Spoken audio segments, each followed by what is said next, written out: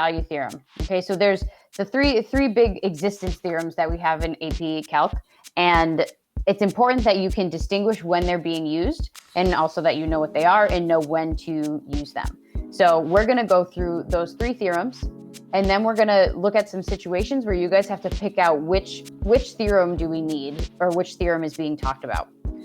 So for the mean value theorem, this chapter is where it's introduced. We've got two conditions here, so that's what makes it different from our other theorems. The mean value theorem says that f has to be continuous and differentiable on our interval AB. If it's not both of those, then we cannot use the mean value theorem. It needs to be differentiable. Okay. Then there exists at least one point C in the interval AB such that the derivative f prime of C is equal to the average rate of change f of B minus f of A over B minus A. So what this is really telling us is that there's a secant line that is parallel to a tangent line, that they have the same slope, and that we can find a point between the two endpoints. There must be a point in between that has that same slope as the two endpoints. That's one of our theorems. Two more to go. Okay, we've also got the extreme value theorem. So the extreme value theorem tells us that it has to be continuous. It does not need to be differentiable, but it has to be continuous on a finite enclosed interval. Then if you've got a finite enclosed interval, then there has to exist both a highest point, an absolute maximum, and a lowest point, an absolute minimum. There just has to be those two things, which makes sense. We can see every point. It's finite, it's closed. There's got to be a place where we look where it's the highest point and a place where we look where it's the lowest point. There's no really way around that if we can see the whole interval. And yes, if it's a straight line, a constant line, that just means that the highest point and lowest point are the same point. I feel like I get that question a lot when I'm explaining this. What if it's a constant? Well, then the maximum and minimum are the same. Lastly, and this one is a review because we've talked about this earlier in the year, but we've got the intermediate value theorem. And again, this only has to have f to be continuous on a closed interval. And if there's any number, k, that's a y value, in between f of a and f of b are two endpoint y values, then there must be some x value in between a and b such that when we plug in x for f in our equation, we end up with k. So it's just telling us that for every x value between a and b, there's a y value between a and b. Well, I guess it's actually stated in the other order. For every y value that's between a and b, if we've got a continuous function, then there's got to be some x value that we could have plugged in to get that k. All right, so that's our three theorems. I'm going to jump into some multiple choice questions, but I want to wait and make sure the lag is good and you guys are on time with me. So I'm just going to wait a second and ask you guys in the chat to just tell me when you're ready to go. Tell me when you're ready to start answering the multiple choice questions. It's going to present you with a scenario, and you have to decide, is this scenario talking about the intermediate value theorem, the mean value theorem, or the extreme value theorem? Okay, so let me know in the chat once you're ready and once you've heard me say this.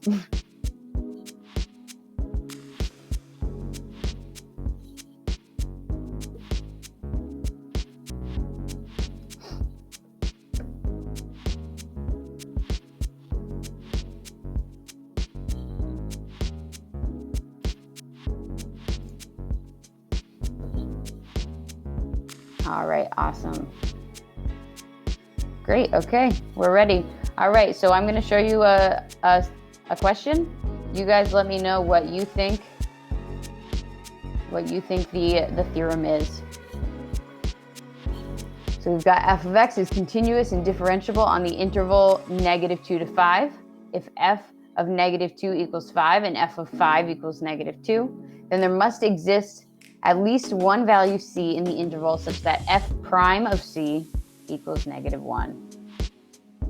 Okay, so pay attention to what do you need here. You've got continuity and differentiability. All right, you have an f prime of c at the end. What do you think?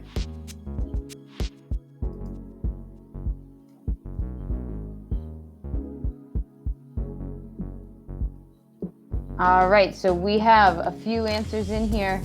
We've got 5 for the mean value theorem, and that is correct. Okay, so there's a couple of hints that should give you a hint that it must be the mean value theorem. So we've got continuity and differentiability. We don't need differentiability any other time. And it's talking about f of x, and then we have f prime in here. All right, we've got f prime of c. So if we're talking about f of x and the two endpoints of f of x, and then talking about f prime, that's mean value theorem. Okay, so the way you can check and make sure this is right is by actually seeing if, let's do this together, seeing if we can find the average rate of change. So f of b, so -2 minus f of a, 5 over b minus a. And we get -7 over 7, which is -1. So yeah, we got the same thing when we did the average rate of change between the two endpoints. So that's how you know mean value theorem. All right, next question here. If f of x is continuous on the interval, same interval, -2 to 5, and f of -2 equals 5, and f of 5 equals -2, none of that's changed, then there must exist at least one value c in the interval such that f of c equals 3. What theorem are we looking at here that tells us this is true?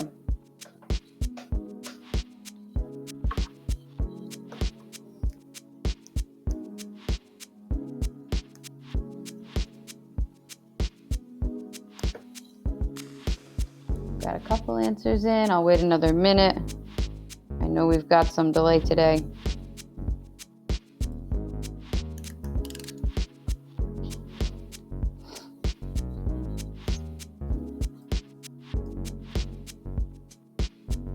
All right, 6 answers in right now. Everyone who's in has answered, and they all said intermediate value theorem. That is correct. That is correct. Awesome. I'm going to send the Pear Deck link back in the chat just to make sure everyone who wants to can join. Yes, intermediate value theorem is correct. We're just talking about f of c. We're talking about a point that would be inside the interval and that it has to exist. That's intermediate. All right, let's take a look at the next one. Same interval. F of x is continuous on the interval -2 to 5. Then there exists a value c such that f of c is greater than or equal to f of x for all values of x within the interval. What do you think? What theorem is this referring to?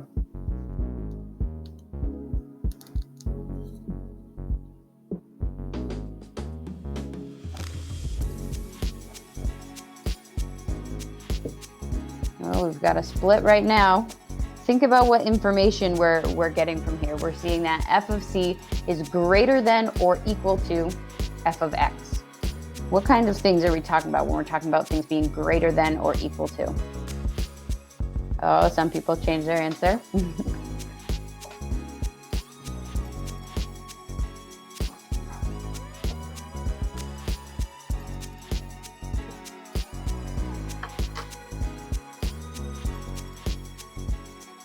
Okay, yep, so we've got 4, 5, 6. Okay, 6 people saying extreme value theorem, 7 now, and that is correct.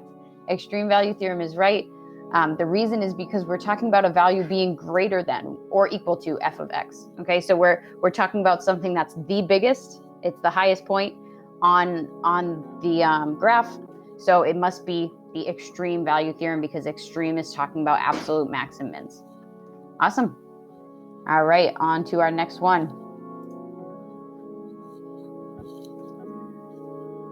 We're told f of x is differentiable on the interval and that f prime of x changes from positive to negative within the interval. Then there must exist at least one critical point within the interval. Read this one very carefully.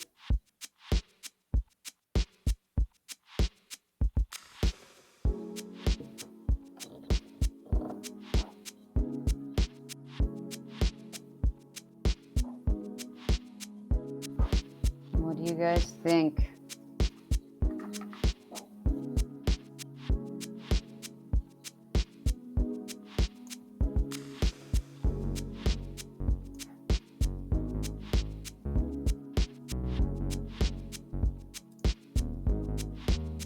All right, we've got a few answers in. I'll wait another minute.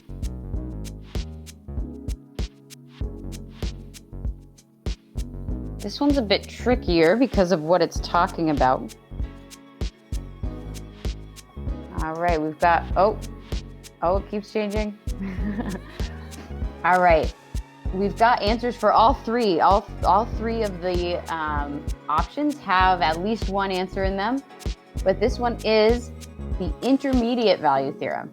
It's the intermediate value theorem, even though it's talking about the derivative, right? So we know the derivative is changing from positive to negative. We know it's continuous, right? Because it's differentiable, that means it has to be continuous. If the derivative changes from positive to negative, then there's at least one critical point. Well, a critical point is where the derivative is zero. That's where, let's say we're talking about the derivative here.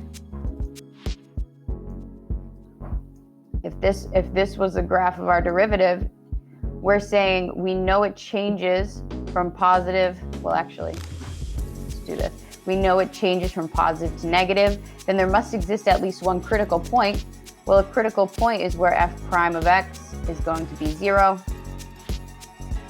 So if we're worried about this point and we know it changes from positive to negative, we're looking for an intermediate value, that critical point, intermediate value theorem. That one's a tricky one. Make sure you're looking at, okay, well, what are they referring to in here? We're talking about f prime and a critical point. Those are all talking about f prime, so we're just talking about the intermediate value theorem using f prime.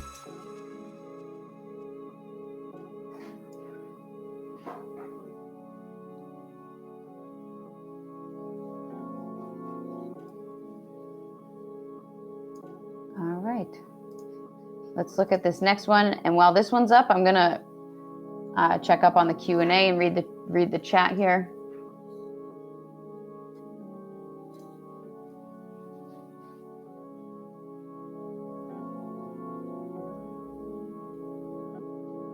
Yes, Clara, we'll talk a little bit about that. That could be a possible question.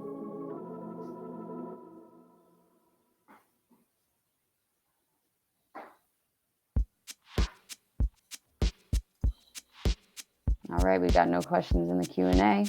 So if you drove your car continuously down a straight road for 200 miles over 4 hours, is there a point where you're going exactly 500 miles per hour? Yes, we've got 5 answers for the mean value theorem, and that is correct. Awesome. All right, great job with this. I've got a few more, but I'm actually just going to keep going with one more free response question from the theorems, and then we're going to move on to talking about graphs. Clara, actually, what you were just talking about. But yeah, so this is a good way to practice of just kind of put yourself in the situation of what do I need, what are my conditions, and what is my end result. All of those have to line up together in order to make sure that you have the right theorem.